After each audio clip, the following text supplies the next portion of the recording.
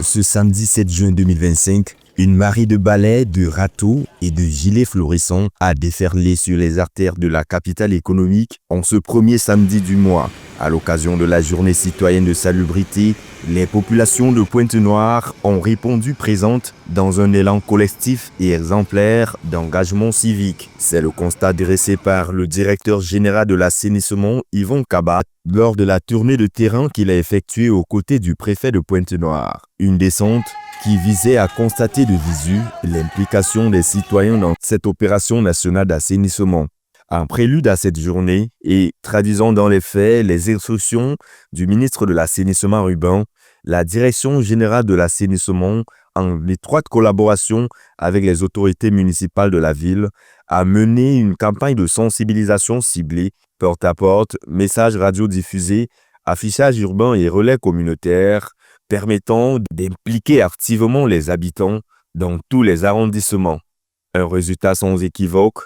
Dans les quartiers visités du centre-ville, aux zones périphériques, des groupes organisés de jeunes, femmes et vieux s'affairaient avec détermination au nettoyage des caniveaux, au désherbage des accotements et à la collecte des déchets.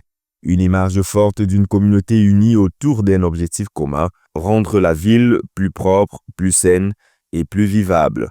À l'issue de la tournée, le préfet de Pointe-Noire s'est dit impressionné par la mobilisation citoyenne. Et le constat est que partout où nous sommes passés, on a remarqué l'engouement de la population. On a remarqué effectivement l'osmose qu'il y a entre les maires d'arrondissement et leurs administrés. Et l'activité comme telle se déroule très bien et j'en suis très ravi.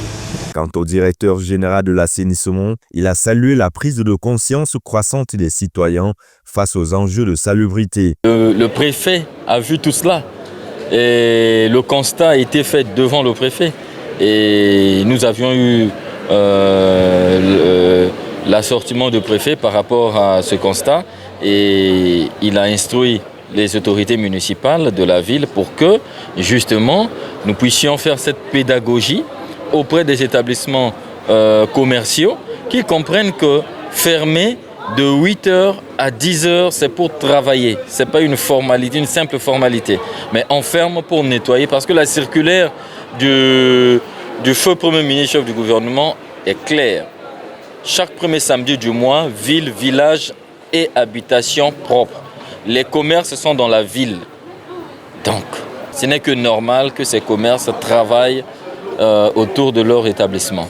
La journée citoyenne de salubrité, qui n'est pas une fin en soi, mais une continuité d'un mouvement durable à travers laquelle des actions régulières et inclusives, coordonnées par le ministère de l'Assainissement urbain, pourra en créer une culture nationale de propreté et de responsabilité environnementale. Les autorités appellent donc désormais à un sursaut continu à l'échelle de chaque commune pour que l'acte de propreté devienne un réflexe citoyen.